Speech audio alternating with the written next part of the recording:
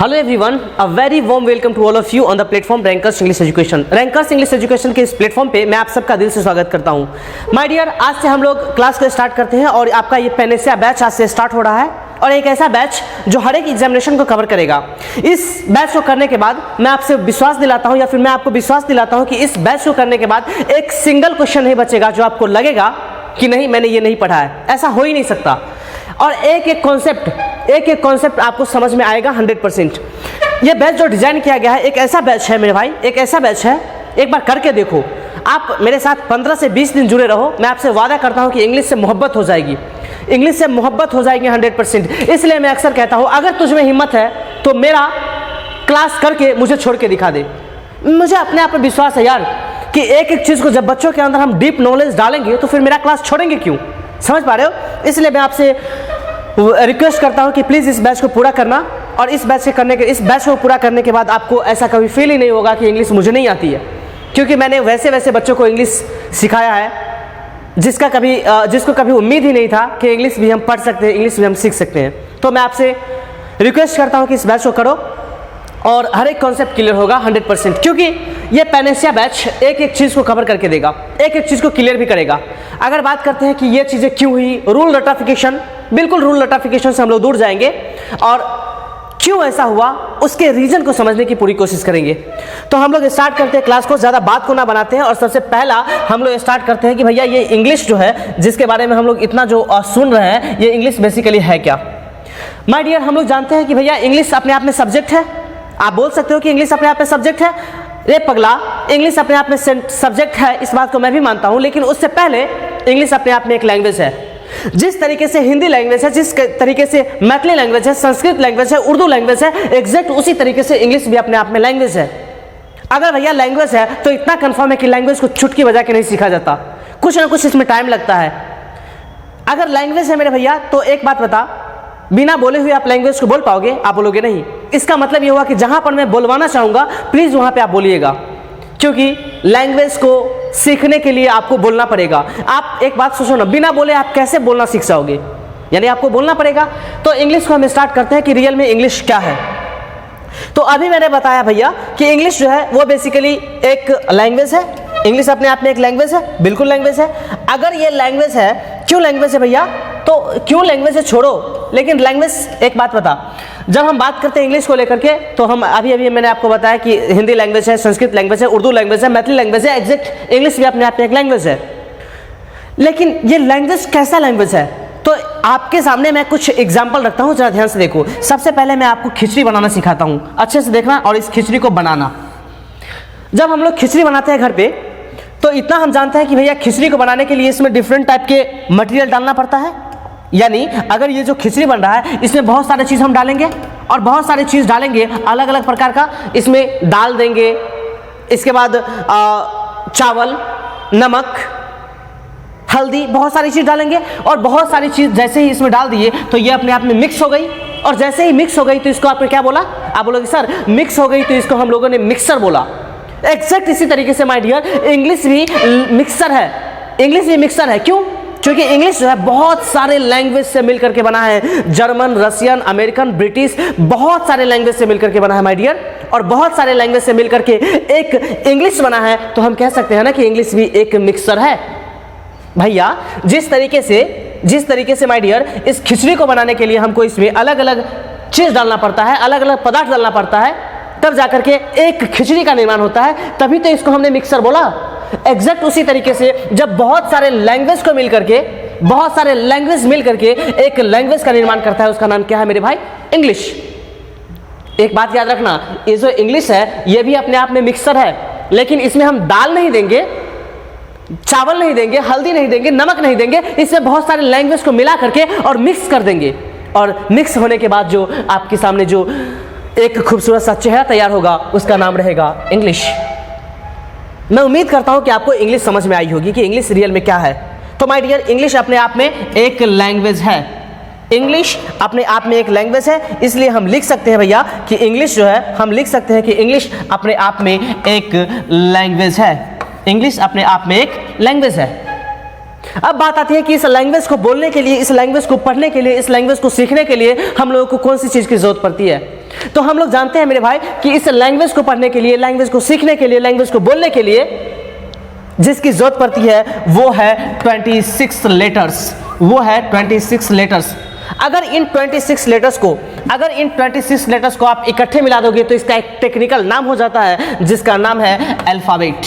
जरा ध्यान से देखना, अल्फाबेट। माय डियर, अल्फाबेट मैं बोल रहा हूँ, अल्फाबेट्स नहीं बोल रहा हूँ। जैसे आप इसको अल्फाबेट को अल्फाबेट्स में कन्वर्ट करोगे मीनिंग चेंज हो जाएगा और उसका मीनिंग हो जाता है लैंग्वेज, राइट। ये जो इंग्लिश अपने आप में एक लैंग्वेज है, इस लैंग्वेज को लिखने के लिए 26 लेटर्स की जरूरत पड़ती है और इसी 26 लेटर को इकट्ठे मिला करके हम लोग अल्फाबेट बोलते हैं। इस अल्फाबेट के बारे में मैं चर्चा करता हूं। इस अल्फाबेट को दो पार्ट्स में डिवाइड किया गया है, ध्यान से समझना। इस अल्फाबेट को माय डियर दो पार्ट्स में डिवाइड किया गया है। एक का नाम है वॉवेल या फिर वॉवेल्स बोल सकते हो, और दूसरा जिसका नाम है कॉन्सोनेंट्स। माय डियर अच्छे से समझना, इस 26 लेटर्स को, जिसको मैंने अल्फाबेट बोला, इस अल्फाबेट को दो पार्ट्स में डिवाइड किया गया। पहला पार्ट जो कि वॉवेल कहलाएगा और दूसरा पार्ट जो कि कॉन्सोनेंट्स कहलाएगा। हम लोग जानते हैं कि वॉवेल की संख्या इंग्लिश के लैंग्वेज में 5 होती है, AEIOU। और इस 26 लेटर्स में से अगर वॉवेल की संख्या 5 को अगर निकाल दोगे तो बचेगा कितना? 21, और यही 21 अपने आप में कॉन्सोनेंट्स कहलाएगा। यानी यहां से एक कॉन्सेप्ट क्लियर हुआ कि ये जो 26 लेटर्स है जिसको मैंने अल्फाबेट बोला, इस अल्फाबेट के अंदर वॉवेल की संख्या जो होती है वो 5 होती है। यानी टोटल नंबर ऑफ वॉवेल्स की मैं बात करूं तो टोटल नंबर ऑफ वॉवेल्स 5 हुए, यानी 5 वॉवेल्स होते हैं। अगर मैं नाम लिखना स्टार्ट करूं तो AEIOU, ये आपका 5 वॉवेल्स है। और 5 को छोड़ करके जो कुछ ही बच गया, BCDFG, कुछ भी, ये सारा का सारा अपने आप में कॉन्सोनेंट्स है। मैं उम्मीद करता हूं कि यहां तक आपको समझ में आ गई होगी। यानी आप यहां पे गौर से देखो तो आपको एक बात पता चलेगा कि सर इंग्लिश की जो शुरुआत होती है वो अपने आप में सबसे छोटा यूनिट, यानी AEIOU, मेरे कहने का मतलब A से लेकर के Z तक जितने भी 26 लेटर्स, वही इसका यूनिट है, यही इसका बेस है। यानी इंग्लिश का जो जन्म हुआ है कहीं ना कहीं वहीं से हो रहा है। मतलब इंग्लिश लैंग्वेज को पढ़ा जाना, इंग्लिश लैंग्वेज को सीखना, उसका सबसे बेसिक यूनिट की मैं बात करता हूं तो बेसिक यूनिट अपने आप में अल्फाबेट बनते हैं, जिसको हमने 26 लेटर्स का नाम दिया। यानी वही 26 लेटर्स मिलकर के अल्फाबेट का फॉर्मेशन करता है। यहां से आपको अगर मैं सिखाने की कोशिश करूं तो एक बात पता चलेगा, भैया इंग्लिश एक लैंग्वेज है, लेकिन लैंग्वेज कैसा है? आप बोलोगे सर लैंग्वेज है लेकिन मिक्सचर ऑफ लैंग्वेज है। तो आप आराम से इसको लिख सकते हो, कि English is the mixture of languages. English is the mixture of languages, यानी इंग्लिश जो है वो बहुत सारे भाषाओं का मिश्रण है। ठीक है, अगर मैं आगे बात करूं तो मैं बोल सकता हूं कि इंग्लिश का जो सबसे छोटा पार्ट है उसका नाम दिया हम लोगों ने अल्फाबेट। तो हम लिख सकते हैं the smallest unit of English language, the smallest unit of English language, the smallest unit of English language is alphabet, and the largest unit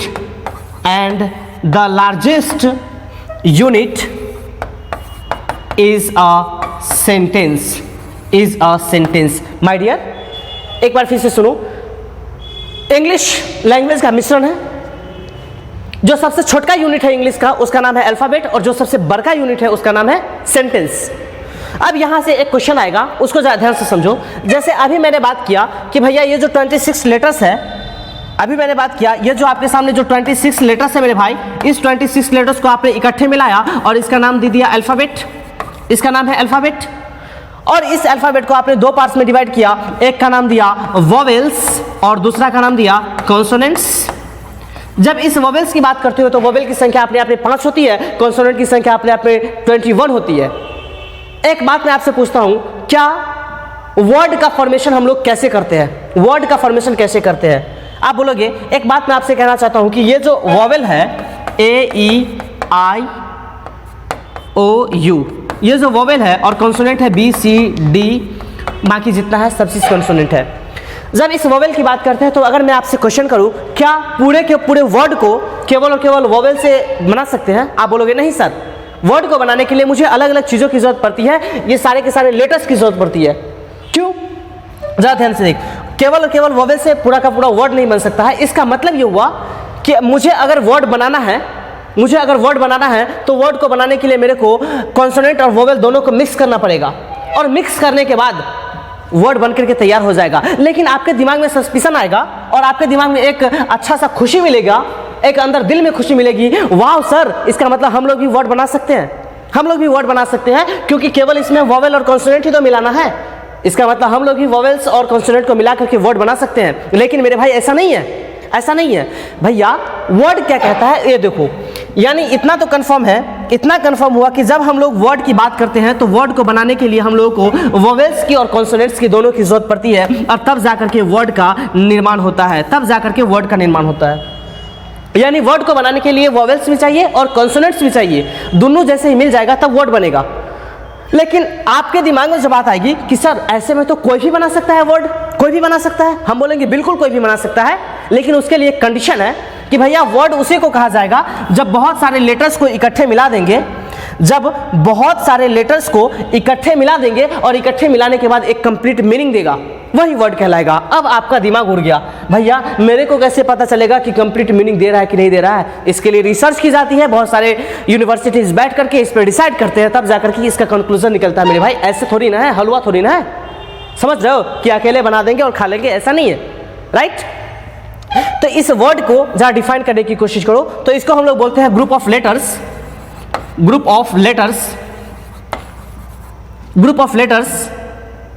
which give complete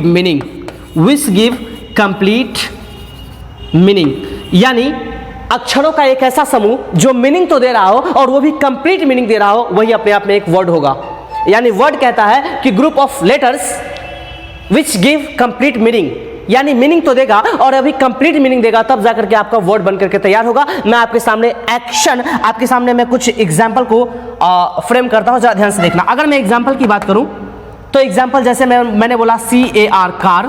क्या कार का कोई मतलब होता है? CAR का कोई मीनिंग होता है? आप बोलोगे हाँ सर, जो हम लोग चलाते हैं, यानी ये भी सही है। इसका मतलब ये हुआ कि इसका जब मीनिंग आ गया, एक बात बता, ये ग्रुप ऑफ लेटर्स है या नहीं? आप बोलोगे सर 1 लीटर 2 लीटर 3 लीटर, इसका मतलब तीनों लीटर मिल गया और तीनों लेटर्स मिल करके एक वर्ड बना दिया, एक कंप्लीट मीनिंग दे दिया, इसका मतलब ये अपने आप में वर्ड है।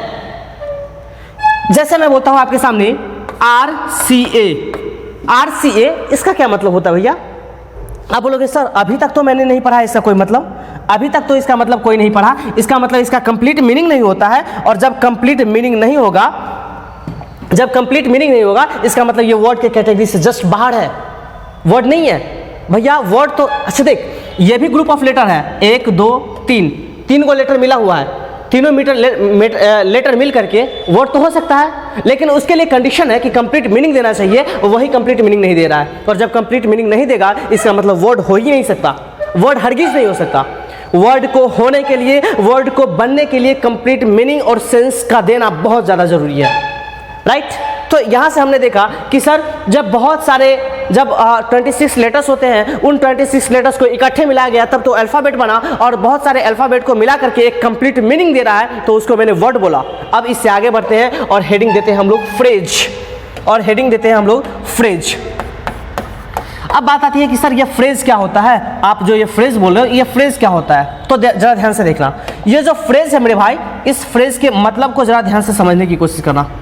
ये फ्रेज क्या होता है? देख, फ्रेज बोलते हैं ग्रुप ऑफ वर्ड्स को, यानी ये आपका ग्रुप ऑफ वर्ड्स होता है, तो हम लिख सकते हैं ग्रुप ऑफ वर्ड्स यानी शब्दों का समूह फ्रेज कहलाएगा। लेकिन बात आती है कि सर शब्दों का समूह फ्रेज कैसे कहलाएगा? हम लोग तो जानते हैं कि शब्दों का समूह सेंटेंस कहलाएगा। मेरे भाई आप याद रखना कि फ्रेज उसको कहा जाएगा जब बहुत सारे, एक बार फिर से देखो, जब बहुत सारे वर्ड को मिला दो, और जब बहुत सारे वर्ड को मिलाएंगे मेरे भाई तो मीनिंग तो देगा। ये सारे के सारे वर्ड्स को मिलाएंगे तो मीनिंग तो देगा, हाँ मीनिंग देगा, लेकिन कंप्लीट मीनिंग नहीं देगा, वही अपने आप में फ्रेज हुआ। यानी एक बात याद रखना कि सर फ्रेज उसको बोलेंगे जब बहुत सारे वर्ड को मिला देंगे और बहुत सारे वर्ड मिलने के बाद मीनिंग तो दे रहा है लेकिन कंप्लीट मीनिंग नहीं दे रहा है, वो आपका क्या कहलाएगा? फ्रेज कहलाएगा। मैं उम्मीद करता हूं कि आपको फ्रेज समझ में आ गया होगा। यानी group of words without complete meaning, एक बार फिर से देखना, group of words without complete meaning. Meaning तो दे रहा है लेकिन कंप्लीट मीनिंग नहीं दे रहा है। मीनिंग तो दे रहा है लेकिन कंप्लीट मीनिंग नहीं दे रहा है। वो क्या कहलाएगा? वो फ्रेज कहलाएगा। जैसे आपके सामने मैं एग्जांपल लिखता हूं, जरा ध्यान से देखना। आपके सामने मैं एग्जांपल लिखूं, अंशिका एंड शिखा। एक बात बताना मेरे भाई, क्या इसका कंप्लीट मीनिंग है? आप बोलोगे सर कंप्लीट मीनिंग है कि नहीं है इतना तो पता नहीं चल रहा है, लेकिन इतना पता है कि अंशिका और शिखा की बात हो रही है। इसका मतलब इसका मीनिंग तो आ रहा है। ये जो लिखा हुआ है, 3 वर्ड्स लिखे हुए हैं, इसका मीनिंग तो आ रहा है कि अंशिका की बात हो रही है और शिखा की बात हो रही है, लेकिन कंप्लीट मीनिंग नहीं आ रहा है कि अंशिका और शिखा कर क्या रही है। आखिर इन सब में रिलेशन क्या है, क्या काम हो रहा है अंशिका और शिखा के बीच? कुछ ऐसा कुछ भी पता नहीं है। इसका मतलब ये हुआ कि मेरे पास ग्रुप ऑफ वर्ड्स है। फिर से देखना, मेरे पास ग्रुप ऑफ वर्ड्स है, 1 word, 2 words, 3 words, group of words है, लेकिन और ग्रुप ऑफ वर्ड्स है और मीनिंग भी दे रहा है कि अंशिका की बात हो रही है और शिखा की बात हो रही है। इसका मतलब मीनिंग भी दे रहा है, लेकिन कंप्लीट मीनिंग नहीं दे रहा है कि भैया अंशिका और शिखा कर क्या रही है, अंशिका और शिखा का काम क्या हो रहा है। ऐसा कुछ भी नहीं है। इसका मतलब ये हुआ कि ग्रुप ऑफ वर्ड्स है लेकिन इसका कोई मीनिंग नहीं है, और जब मीनिंग नहीं आएगा मतलब कंप्लीट मीनिंग नहीं आएगा, क्या कहलाएगा मेरे भाई? फ्रेज कहलाएगा। राइट। एक सेंटेंस और लिखता हूं आपके सामने, I mean group of words लिखते हैं, जरा ध्यान से देखो। अगर मैं आपके सामने लिखूं इन द क्लास, आप अच्छे से देखो, इन अपने आप में एक वर्ड है, बिल्कुल है। द अपने आप में एक वर्ड है, बिल्कुल है। क्लास अपने आप में एक वर्ड है, बिल्कुल है। अगर आप गौर से देखोगे तो आपको पता चलेगा कि सर ये तो ग्रुप ऑफ वर्ड्स है, ये ग्रुप ऑफ वर्ड्स है, लेकिन एक बात बताना, ग्रुप ऑफ वर्ड्स है तो मीनिंग दे रहा है। आप बोलोगे सर मीनिंग दे रहा है क्लास में, लेकिन क्लास में क्या? क्लास में नाच हो रहा है, क्लास में पढ़ाई हो रहा है, क्लास में मस्ती हो रही है, क्लास में टीचर है कि नहीं है, कुछ पता नहीं है। इसका मतलब ये हुआ कि सर मीनिंग तो दे रहा है लेकिन कंप्लीट मीनिंग नहीं दे रहा है, और जब कंप्लीट मीनिंग नहीं देगा वही क्या कहलाएगा? वही अपने आप में फ्रेज कहलाएगा। मैं उम्मीद करता हूं कि फ्रेज भी आपको समझ में आ गया होगा। भैया फ्रेज उसको बोलते हैं कि group of words without complete meaning, यानी मीनिंग तो देगा लेकिन कंप्लीट मीनिंग नहीं देगा, वही क्या कहलाएगा? वो फ्रेज कहलाएगा। राइट। इससे आगे हम लोग बढ़ते हैं और हेडिंग देते हैं, बहुत सारे फ्रेज को मिलने के बाद, बहुत सारे वर्ड्स का मिलने के बाद कंप्लीट मीनिंग देगा, वो आपके सामने सेंटेंस कहलाएगा। वो सेंटेंस कहलाएगा। जरा ध्यान से देखना, वो सेंटेंस कहलाएगा। अगर आपके सामने मैं लिखूं, जरा ध्यान से देखो, सेंटेंस, इसको जरा ध्यान से देखना। अगर मैं बात करता हूं सेंटेंस को लेकर के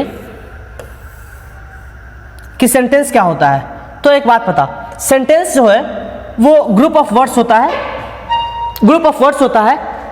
फिर बोलोगे सर ग्रुप ऑफ वर्ड्स होता है इसका मतलब फ्रेज होना चाहिए। नहीं मेरे भाई नहीं, फ्रेज तो वो था कि ग्रुप ऑफ वर्ड्स था, मीनिंग भी दे रहा था लेकिन कंप्लीट मीनिंग नहीं दे रहा था मेरी जान। कंप्लीट मीनिंग नहीं देगा तो फिर वो सेंटेंस नहीं फ्रेज कहलाएगा। अब सेंटेंस कहते हैं कि group of words with complete meaning, यानी मीनिंग तो देगा और वो भी कंप्लीट मीनिंग देगा, वही क्या कहलाएगा? वो सेंटेंस कहलाएगा। तो हम लिख सकते हैं sentence is a group of words, sentence is a group of words with complete meaning, with complete meaning, with complete meaning, with complete meaning, यानी शब्दों का एक ऐसा समूह जो मीनिंग तो देगा और वो भी कंप्लीट मीनिंग देगा, वो आपके सामने सेंटेंस उभर करके आएगा, यानी सेंटेंस कहलाएगा। अब बोलोगे सर मीनिंग देगा और कंप्लीट मीनिंग देगा तो सेंटेंस कहलाएगा, बिल्कुल। लेकिन बात आती है कि सर मेरे को कैसे पता चलेगा कि ये कंप्लीट मीनिंग दे रहा है कि नहीं? अबे आप बोलोगे ना तो आपको पता चल जाएगा। लेकिन बात आती है कि सर कंप्लीट मीनिंग के लिए एक चीज और जरूरी होती है, उन चीजों का मैं नाम आपके सामने लिख रहा हूं। उसके लिए जरूरी होती है शब्दों की सही सजावट, यानी अरेंजमेंट ऑफ वर्ड्स बहुत ज्यादा जरूरी होती है। अरेंजमेंट ऑफ वर्ड्स बहुत ज्यादा जरूरी होती है। जब तक आप शब्दों को सही तरीके से नहीं सजाओगे, जब तक वर्ड्स को आप सही तरीके से नहीं सजाओगे, तब तक आपके सामने सेंटेंस उभर करके आएगा ही नहीं, उभर करके नहीं आएगा। आपके सामने, आपके दिमाग में बात आएगी कि सर ये अरेंजमेंट ऑफ वर्ड्स हम कैसे करें, अरेंजमेंट ऑफ वर्ड्स कैसे करना है, कैसे करेंगे, हमको पता नहीं है। तो भैया इंग्लिश के लैंग्वेज में वर्ड्स को अरेंज करने का एक तरीका है, वो है सबसे पहले जो हम जिक्र करेंगे वो आपका सब्जेक्ट कहलाएगा, इसके बाद जो जिक्र करेंगे वो आपका वर्ब कहलाएगा, और लास्ट में जो जिक्र करेंगे वो आपका ऑब्जेक्ट कहलाएगा। यानी अरेंजमेंट ऑफ वर्ड्स, यानी वर्ड को सजाने के लिए मेरे को सबसे पहले जरूरी है सब्जेक्ट, वर्ब और इसके बाद ऑब्जेक्ट। अब बोलोगे कि सर ऐसा थोड़ी ना है, एक बार आप एग्जाम्पल के थ्रू समझाओ तब समझ में आएगा। एक बात बताना, आपके सामने मैं सेंटेंस बोल रहा हूं, इसको ध्यान से सुनना। अगर मैं आपके सामने सेंटेंस बोलूं, बच्चों को उबालकर दूध पिलाओ, ऑब्जर्व करना अच्छे से।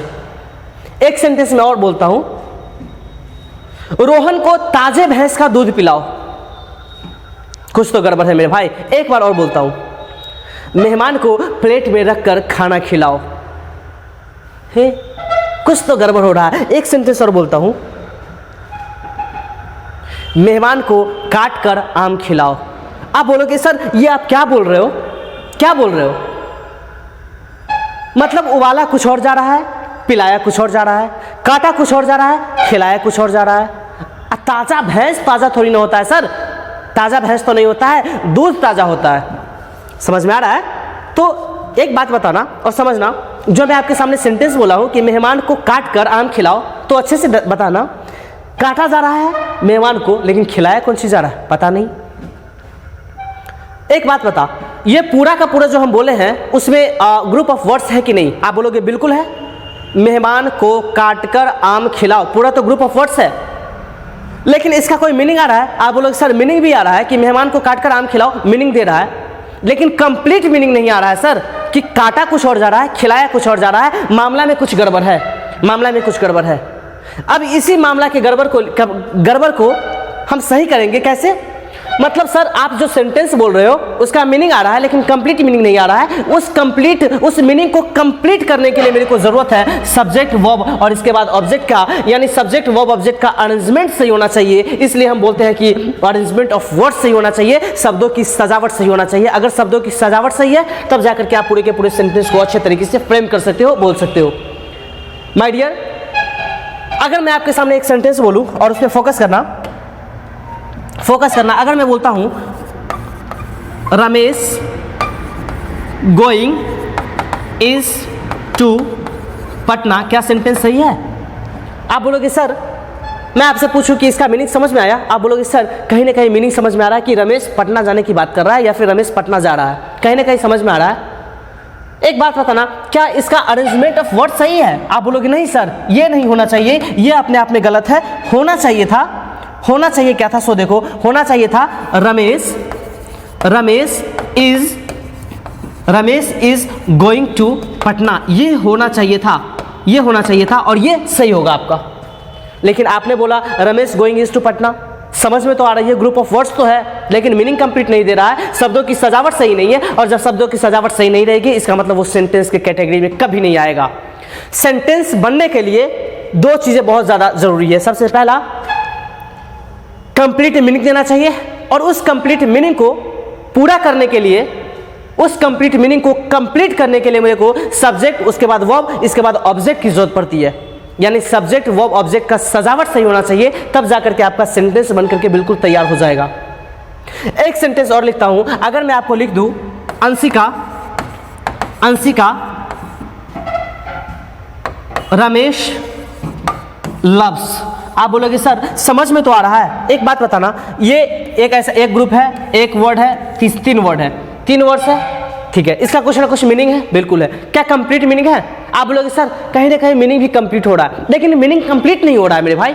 मीनिंग को कंप्लीट करने के लिए शब्दों की सही सजावट जरूरी है। सबसे पहले हम सब्जेक्ट को लिखेंगे, इसके बाद वर्ब को लिखेंगे, इसके बाद ऑब्जेक्ट को लिखेंगे। तो बनना चाहिए था आपका अंशिका लव्स रमेश, ये आपका सेंटेंस होना चाहिए था, क्योंकि हम जानते हैं जो इंसान काम करता है उसको हम लोग सब्जेक्ट बोलते हैं। ये आपका सब्जेक्ट हुआ, ये आपका सब्जेक्ट है, ये आपका वर्ब है और ये आपका ऑब्जेक्ट है। यानी सब्जेक्ट, इसके बाद वर्ब, इसके बाद ऑब्जेक्ट का जिक्र है, यानी ये सेंटेंस बनकर के तैयार है। और यही सेंटेंस, ये आपका सेंटेंस सही है, ग्रुप ऑफ वर्ड्स हो रहा है और कंप्लीट मीनिंग भी दे रहा है, ये बिल्कुल सही है। मैं उम्मीद करता हूं कि आपको अभी तक की पूरी बात समझ में आई होगी माय डियर। अब जरा हम लोग आगे बढ़ते हैं और एक एक चीज को समझने की कोशिश करते हैं। अब बात आती है, आपके दिमाग में बात आएगी कि सर ये सब्जेक्ट क्या है, सर ये वर्ब क्या है, ये ऑब्जेक्ट क्या है, पहले इसके बारे में तो बताइए, तब जाकर के ना हमको समझ में आएगा कि हाँ सेंटेंस को कैसे बनाएं। तो सबसे पहला हेडिंग जो दीजिएगा आप लोग, वो हेडिंग रहेगा आपका व्हाट इज सब्जेक्ट, यानी ये सब्जेक्ट क्या है। व्हाट इज सब्जेक्ट, ये सब्जेक्ट क्या है। माय डियर, इसको जरा समझने की कोशिश कीजिएगा। अगर मैं इस सब्जेक्ट को डिफाइन करने की कोशिश करूं, सब्जेक्ट को हम लोग हिंदी में बोलते हैं कर्ता। कर्ता उसको कहा जाता है जो इंसान किसी काम को कर रहा है वो कर्ता कहलाएगा। जो इंसान किसी भी काम को कर रहा है कर्ता कहलाएगा। यानी ये जो सब्जेक्ट है, इस सब्जेक्ट को जरा ध्यान से समझो कि सब्जेक्ट क्या है।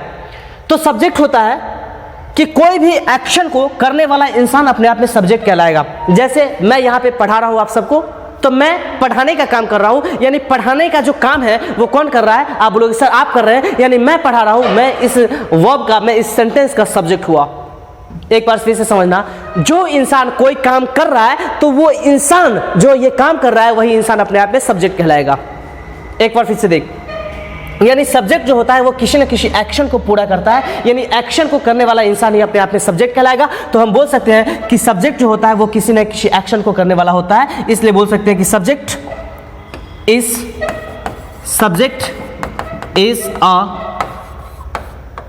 Is a doer of an action.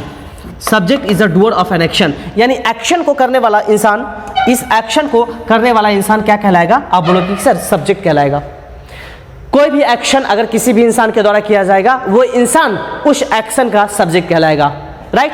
अगर मैं आपके सामने सेंटेंस फ्रेम करूं तो जरा ध्यान से देखना इस सेंटेंस को। अगर आपके सामने मैं सेंटेंस लिखता हूं, शिखा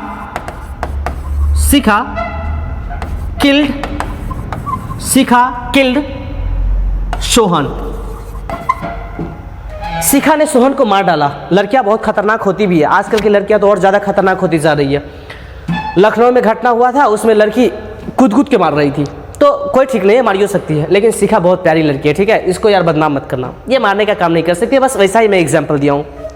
ठीक है, ये मेरी क्लासमेट थी यार, छोड़ो।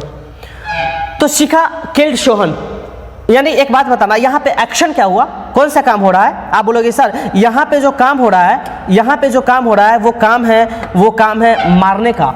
यानी ये जो किल्ड है ये अपने आप में वर्ब हुआ, ये एक्शन हुआ। अब मारने का काम किया किसके द्वारा जा रहा है? आप बोलोगे सर मारने का काम जो है, वो मारने का काम जो कर रही है वो अंशिका है। यानी ये जो वर्क है, ये जो काम है, ये जो एक्शन है, ये अपने आप में एक्शन है। ये एक्शन जिसके द्वारा किया जाएगा वही उस सेंटेंस का सब्जेक्ट कहलाएगा। इसका मतलब ये जो एक्शन है किल करने का, ये अंशिका के द्वारा की गई है। इसका मतलब ये हुआ कि ये जो अंशिका है वो इस सेंटेंस का या फिर इस एक्शन का अपने आप में सब्जेक्ट है। मैं उम्मीद करता हूं कि आपको समझ में आ गया होगा। जैसे कोई इंसान मजदूरी कर रहा है, तो वो इंसान मजदूरी कर रहा है, तो मजदूरी कौन कर रहा है? आप बोलोगे सर कोई इंसान, तो कोई इंसान उस सेंटेंस का सब्जेक्ट हुआ। यानी कोई भी काम जो कर रहा है वो करने वाला इंसान ही अपने आप में सब्जेक्ट कहलाएगा। समझ में आया? जैसे हम लोग बहुत अच्छे तरीके से जानते हैं, राम ने रावण को मार डाला, तो हम लोग बोल सकते हैं रामा किल्ड रावणा। एक बात बताना, मारने का काम कौन किया? आप बोलोगे सर मारने का काम जो है वो राम किया।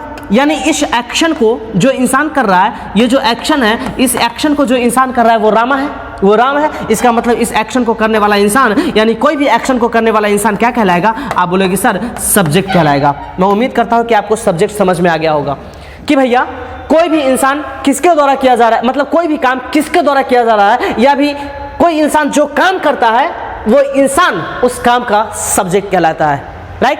इससे आगे हम लोग जिक्र करते हैं कि सर आपने सब्जेक्ट के बारे में बता दिया, अब जरा वर्ब के बारे में बताइए कि वर्ब क्या होता है। माय डियर, अच्छे से समझना। अगर मैं आपके सामने लिखूं कि वर्ब क्या है तो अच्छे से समझो इसको कि वर्ब क्या होता है। ये जो वर्ब है इसको लोग अक्सर बातचीत में बोल देते हैं कि वर्ब जो है वो बेसिकली एक्शन वर्ड है। कोई भी काम वो अपने आप में वर्ब कहलाएगा, काम करना वर्ब कहलाएगा। एक बात बताना, काम करना वर्ब कहलाएगा तो अच्छे से सोचना और उस पर ज़रा दिमाग भी लगाना। यानी ये जो वर्ब है ये दो तरीके से होगा, मैं आपको डिफाइन करके बताता हूं। इस वर्ब को दो कैटेगरी में डिवाइड किया गया है, सबसे पहला और एक दूसरा। जो सबसे पहला है उसको हम लोग बोलते हैं action word. Verb is an action word, यानी ये जो वर्ब है वो बेसिकली किसी न किसी एक्शन को बताएगा, इसलिए वर्ब को मैंने एक्शन वर्ड का नाम दिया। एक बात बता, लोग अक्सर बोल देते हैं, बुक्स अक्सर बोल देती है कि verb is an action word, यानी वर्ब जो है वो एक्शन है, इसलिए एक्शन वर्ड को इंडिकेट करेगा। तो आपके सामने एक सेंटेंस में लिख रहा हूं, इस बात को जरा बताना। आपके सामने अगर मैं सेंटेंस लिखूं, Amit is a teacher. Amit is a teacher. मैं आपसे पूछूंगा इसमें कि भैया इसमें आप बताओ कि वर्ब कौन है। अच्छा ठीक है, छोड़ो, इसमें आप बताओ कि वर्ब कौन है। तो आप बोलोगे सर इसमें जो वर्ब है वो बेसिकली इज है। मैंने बोला इज कैसे है भैया, तो आप बोलोगे सर इज वर्ब है तो है। अब एक बात बताना, अमित एक शिक्षक है, अमित एक टीचर है, इसमें कौन सा काम हुआ है? अमित एक शिक्षक है, इसमें काम कौन सा हुआ? आप बोलोगे सर इसमें काम तो कुछ भी नहीं हो रहा है, इसमें काम कुछ हो ही नहीं रहा है। कैसे? कोई काम नहीं हुआ। इसका मतलब ये हुआ कि वर्ब केवल एक्शन वर्ड नहीं है। यहां भी तो वर्ब है लेकिन ये कोई तो एक्शन नहीं कर रहा है। जब एक्शन नहीं कर रहा है तो एक्शन वर्ब कैसे होगा? यानी हो ही नहीं सकता। ठीक है, रुको, अगर मैं एक सेंटेंस और बोलूं, Radhika was a doctor. Radhika was a doctor. यहां पे मैं आपसे पूछ दूं कि भैया इसमें बताइए कि वर्ब कौन है। आप बोलोगे सर वॉज अपने आप में एक वर्ब है। राधिका एक डॉक्टर थी। मैंने आपसे पूछ दिया भैया इसमें काम कौन सा हुआ। आप बोलोगे नहीं सर काम तो हो ही नहीं रहा, इसमें कोई एक्शन ही नहीं हो रहा है। फिर हो क्या रहा है? ये वर्ब डिसाइड क्या कर रहा है? आप बोलोगे सर यहाँ पे कोई एक्शन तो नहीं हुआ, लेकिन एक बात क्लियर है कि यहाँ पे इसका अमित का पोजीशन बताया जा रहा है कि अमित एक टीचर है। पोजीशन बताया जा रहा है, स्थिति को बताया जा रहा है। यहाँ पे राधिका के बारे में बताया जा रहा है, ये डॉक्टर थी, उसकी एक स्थिति थी, उसकी एक स्टेट थी, उसकी एक पोजीशन थी मेरे भाई।